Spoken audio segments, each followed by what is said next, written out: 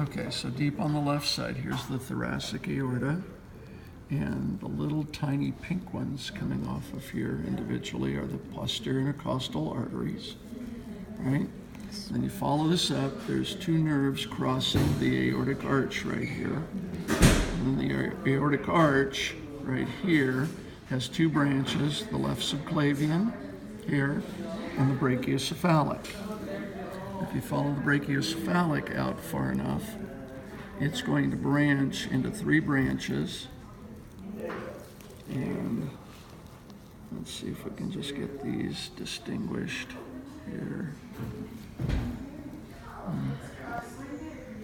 Should have had these done before. But this branches three times. This one's branching in this way. There we go. So there's the left common carotid. And then where it's branching right here, there's the right common carotid. And then the one coming over to the side here under the superior vena cava is the right subclavian. So one branch, two branch, three branch, all from the brachiocephalic artery.